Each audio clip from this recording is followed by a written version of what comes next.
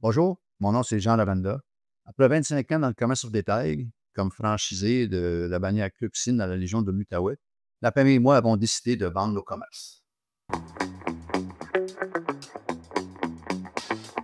À un certain point, on pensait à la transition naturellement. C'est une transition familiale vers les enfants, mais on est venu à un certain point où, suite à un conseil familial, on a décidé que peut-être qu'il fallait regarder à l'extérieur. Les enfants ont travaillé pendant 25 ans, le commerce au détail, c'est beaucoup d'heures. Fait qu'on a fait une transition du transfert familial à un transfert externe. C'est qu'on a tout, réorganisé nos choses et puis on a commencé les démarches. On a eu, le représentant de Reprenariat Québec qui nous a présenté des acheteurs potentiels. On est vraiment tout de suite venu à la conclusion qu'on ne voulait pas des investisseurs, on voulait des opérateurs. Puis les investisseurs, c'est ceux qui veulent acheter, investir et ne pas être impliqués dans le commerce. Ils peuvent être à l'extérieur d'une autre ville, quoi que ce soit.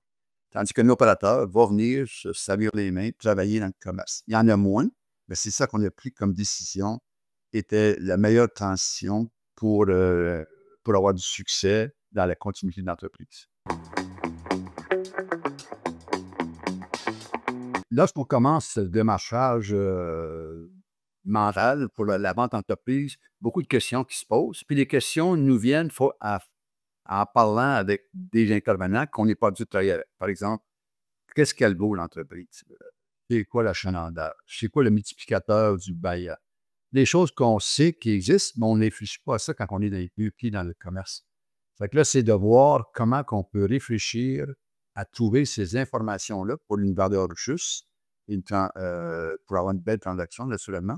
Et après, c'est comment qu'on peut enlever le côté émotionnel dans cette réflexion-là pour penser d'égal à égal avec la personne à qui on a, que ce soit un banquier, que ce soit un fiscaliste ou un autre professionnel.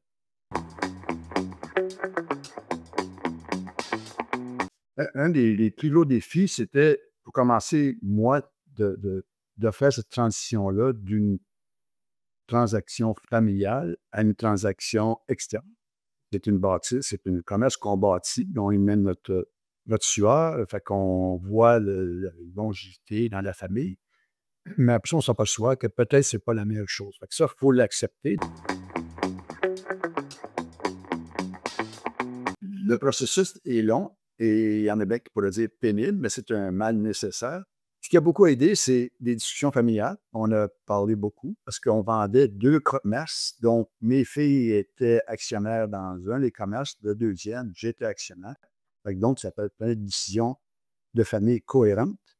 Et puis l'autre, c'est de prendre le temps de me renseigner. Donc, on a, comme dit, j'ai fait beaucoup de lectures, j'ai fait des colloques, parlé avec Reprenariat Québec. Il y a des formations sur le plat du dîner, des petits Zooms que j'ai bien appréciés. Et puis, mon représentant, Jean-Michel Saumur, aussi amenait une dimension plus globale de les ventes et les rachats d'entreprises, les outils qui sont disponibles. Elle est déjà en retard. C'est un long processus qu'il faut commencer très tôt pour mettre en place tous les blocs pour une transaction efficace. Puis, l'autre suggestion que je ferais, c'est qu'il faut que la personne ait la capacité d'avoir séparé ses chapeaux. Le chapeau du propriétaire, où il y a un attachement émotionnel, le service à la clientèle, garder les employés heureux. Après ça, le chapeau d'homme d'affaires qui doit travailler avec des professionnels qui ont des dynamiques différentes.